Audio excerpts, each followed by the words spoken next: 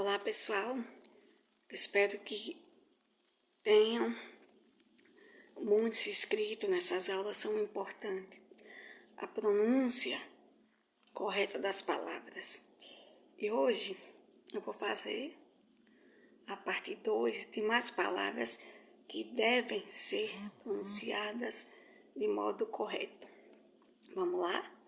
Se inscrevam e terão mais vídeos.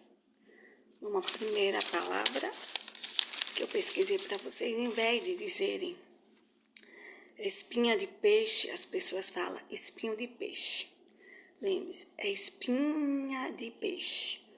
Outra forma correta de pronunciar a palavra ansiosa. Esse ansiosa tem que soar um S e não C.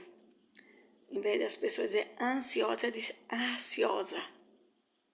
Lembre-se, ansiosa com S. Outra palavra, opinião, e não opinião, opinião.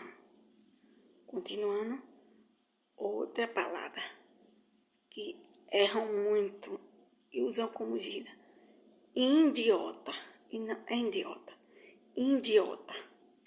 Continuando, outra palavra, em vez de dizer seja, as pessoas falam seja.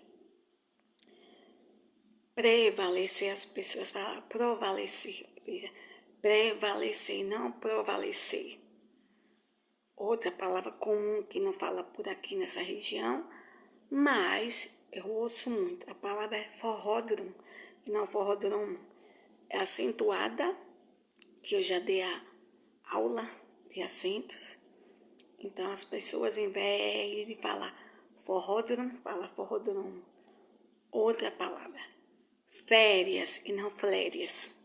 É o caso de flecha, para dizer a palavra flecha e não flecha. Né? Vamos lá? É para pronunciar esteja e não esteja. Cuspe e não culpe. Travesseiro e não travesseiro.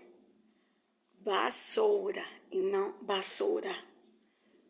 Tábua e não tabuá. Tábua. Advogado e não advogado. Chuva, que sempre diz em São Paulo, é chuva de granizo e não chuva de granito. Outra palavra que tem que ter uma regra aí, quando a palavra perca for conjugada como verbo, essa palavra vai agir como verbo. Mas quando for um substantivo, como no caso perda, esse verbo aí perca virou um substantivo, porque perda vem de perder, mas significa perca, então virou um substantivo. Então, lembre-se, perca vem do verbo conjugado e perda virou um substantivo. Cuidado para não trocar as palavras na hora de pronunciar uma oração ou uma frase, tanto faz.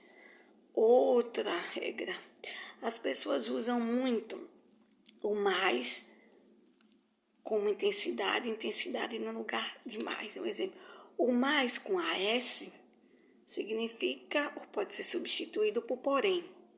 Já o mais com AIS, ele significa advérbio de intensidade.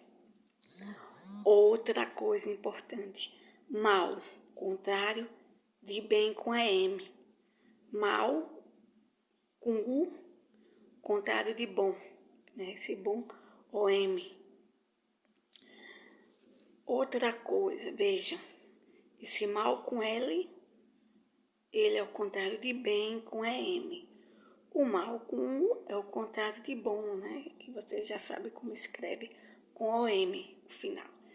E outra regra que as pessoas trocam muito.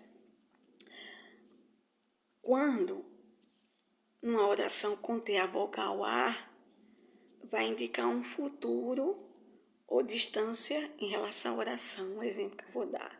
Daqui a um mês viajarei. Significa que esse aí, quando ele está numa frase, ele vai indicar na oração um futuro. Em vez de você colocar o HA nesse caso aí, você vai colocar o A, a vogal A, porque essa frase está indicando uma situação de futuro ou distância.